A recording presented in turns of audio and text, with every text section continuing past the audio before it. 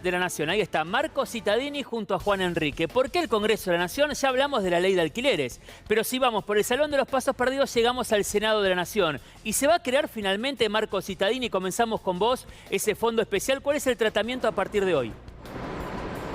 Bueno, comienza, ¿cómo les va, chicos? ¿Cómo andan ustedes?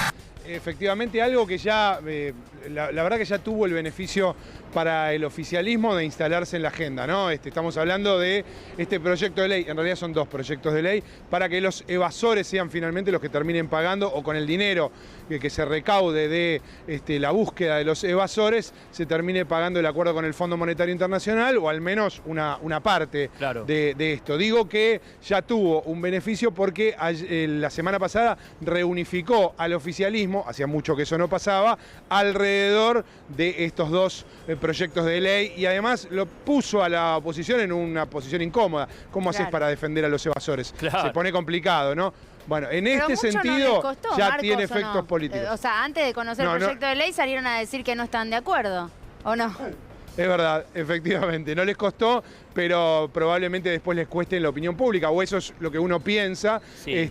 porque cuando te pones a mirar las objeciones todas están vinculadas a cuestiones técnicas o alguna cuestión relacionada con la viabilidad o no del proyecto, pero no de alrededor de la defensa de los evasores. No pueden hacerlo, no hay manera de que defiendan a los evasores de modo directo, Juan, ¿no? hablemos de números, si te parece, Juan. Sí. Hablemos Bueno, de claro, ahí números. está, ¿Qué a eso significa iba, esto? claro.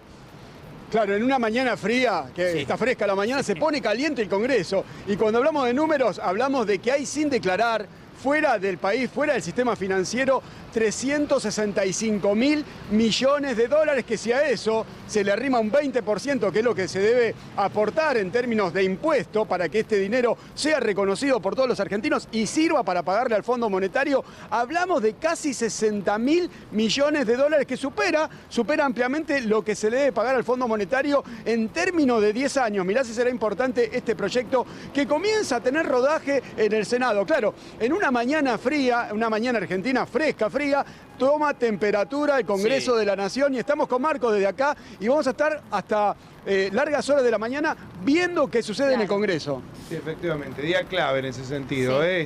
Y empieza, si vos querés, empieza lo más álgido del año legislativo, porque recordemos, no hubo extraordinarias. La Argentina no tuvo, a pesar de que sí se abrió el periodo de extraordinarias, no hubo tratamiento de leyes en extraordinarias, y comienza lo más fuerte en materia de sesiones ordinarias. Bueno, veremos qué sale de aquí, pero es interesante, tanto lo que va a pasar en la Cámara de Diputados como en comisiones del Senado.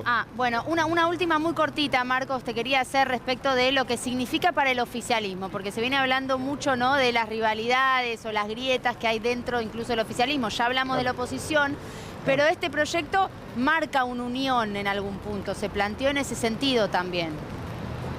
Sí, la semana pasada en ese sentido decíamos esto de la instalación de agenda, ¿no? Hubo dos o tres, si no hubo reuniones, porque no las hubo entre los máximos dirigentes de la coalición de gobierno, salvo porque más así estuvo con Alberto Fernández y con Cristina Fernández de Kirchner, al menos sí lo que hubo fueron proyectos que unificaron en la opinión. Uno de ellos son estos dos proyectos anti-evasión. No es lo único, ¿no? Obviamente, porque también las reuniones que se fueron dando por el tema precios, generaron algún tipo de unidad. Pero la verdad es que podemos decir que, que hay una sinergia que se genera a partir de estos proyectos anti-evasión. Chicos, y para cerrar, dale, Juan. Bueno, para cerrar rápido, tiene que ver en términos económicos quién va a pagar la deuda con el Fondo Monetario Internacional, y eso puede llevar al conjunto de la coalición a estar unificado. ¿Quién paga la deuda con el fondo? Más allá de que firmar el acuerdo no es lo mejor para lo que le puede pasar a la República Argentina. Bueno, cobertura especial. Juan Enrique llevó su dato económico y Marco Cittadini la agenda de Mañanas Argentinas al Congreso de la Nación.